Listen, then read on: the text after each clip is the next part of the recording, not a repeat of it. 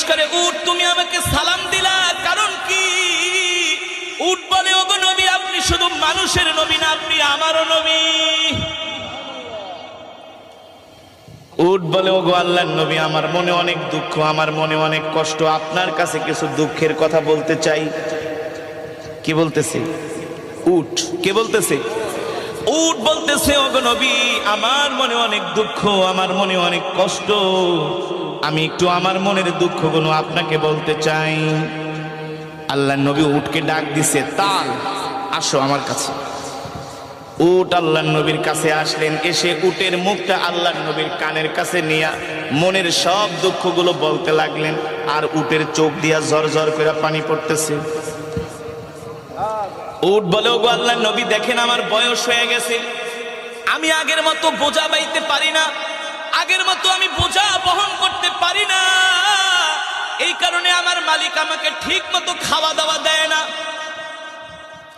আমাকে খাবারে কষ্ট দেয়। শুধু এটাই না, আমার মালিক আমাকে জবাই করার জন্য দেখেন একটা ছুরি নিয়ে আসছে, একটু পরে আমার মালিক আমাকে জবাই করে দিবে। আল্লাহু আকবার, জোরে বলেন আল্লাহু আকবার।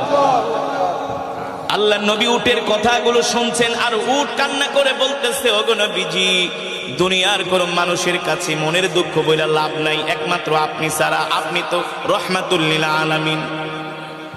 আল্লাহর নবী প্রশ্ন করে, উট, আমি তোমার জন্য কি করতে পারি? উট বলে, ওগো আল্লাহর নবী, আপনি আমাকে আমার মালিকের থেকে ক্রয় করে আপনি আমাকে আজাদ করে দেন, আমার মালিকের থেকে আপনি আমাকে কিনা নিয়ে আজাদ করে দেন, কারণ আমিও তো আপনার উম্মত।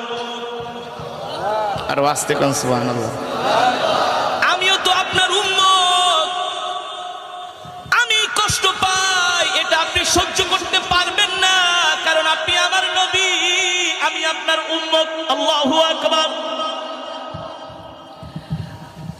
আল্লাহর নবী উটের কথাগুলো শুনে ডাক দিছে, ইয়া সাহেবাল মালিক, এ উটের মালিক কি, এদিকে আসো।